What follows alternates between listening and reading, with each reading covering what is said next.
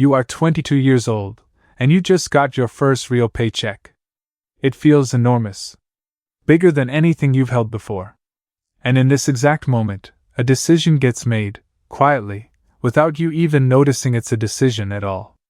That first paycheck either starts building something, or it starts disappearing. Most people never realize which one is happening until a decade has already gone by. You open your banking app. There's a number sitting there. It represents hours of your life, already spent, already gone, converted into digits on a screen. The question in front of you isn't really, "What do I buy?" It's older than that. It's the question every human who has ever earned more than they needed to survive has faced. What do you do with the surplus? For most of human history, there wasn't much of a question. Surplus meant a slightly better winter. A little more grain stored away. Then something changed. Somewhere in the last few centuries, humans invented an idea so strange that most economies still don't fully understand its implications. The idea that money, left alone, could grow money. You picture two people standing at the same starting line. Both 22. Both earning the same salary. One of them spends everything that comes in, upgrading the apartment, the car, the wardrobe, matching their lifestyle exactly to their income the moment it rises. The other quietly redirects a portion of every paycheck into something that grows without her having to work for it again. An index fund, a retirement account, a small ownership stake in the economy itself. For the first few years, nothing looks different between them. This is the part almost nobody warns you about.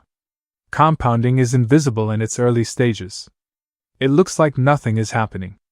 You are watching a garden the week after planting the seeds, bare soil, no visible progress, and every instinct in you says this isn't working. But something is happening.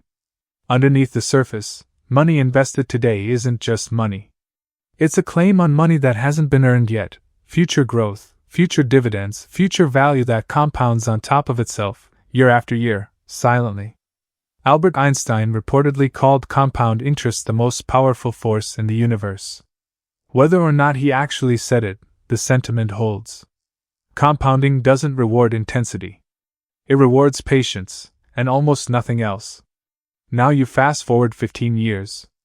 You are 37. The two people from that starting line are no longer standing anywhere close to each other. One of them is still trading hours for dollars, still fully dependent on the next paycheck arriving on schedule. The other has built something quieter and more powerful, a pile of assets generating income whether she shows up to work tomorrow or not.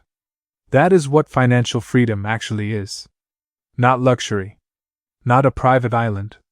It is the moment your assets can cover your life without your labor being required. Here is the part that surprises people the most. The size of your income was never the deciding factor. Plenty of people earning very high salaries stay trapped their entire lives, because their spending rises exactly as fast as their income does. Psychologists have a name for this pattern: hedonic adaptation.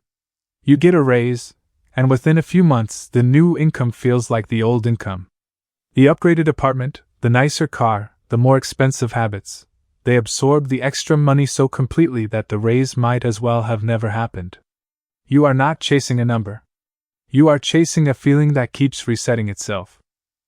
The people who escape this loop tend to share one unusual habit.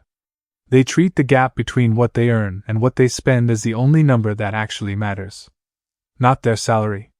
Not their job title. The gap. Because the gap is the only part of the equation you can actually invest. And invested money is the only thing in this entire system that works while you sleep. You picture the gap as a second employee, one who never asks for a raise, never takes a sick day, never negotiates, and works every single hour of every single day, including weekends, including holidays, for the rest of your life. The earlier you hire that employee, the longer it has to work for you. This is why the 22-year-old with a modest income who starts investing immediately often ends up wealthier than the 35-year-old who starts with a much higher salary. Time is doing more of the work than money ever could. There is a psychological cost to this path, and it deserves to be named honestly. Delaying gratification in a culture engineered to sell you instant gratification is genuinely difficult. Every advertisement, every social feed, Every carefully designed checkout button is built to shorten the distance between wanting something and having it. Choosing to widen that gap on purpose, to let money sit untouched, uninvested in your immediate happiness, goes against nearly everything your environment is nudging you toward. But here's the reframe that changes how the whole decision feels. You are not depriving yourself of a life. You are prepaying for a different one.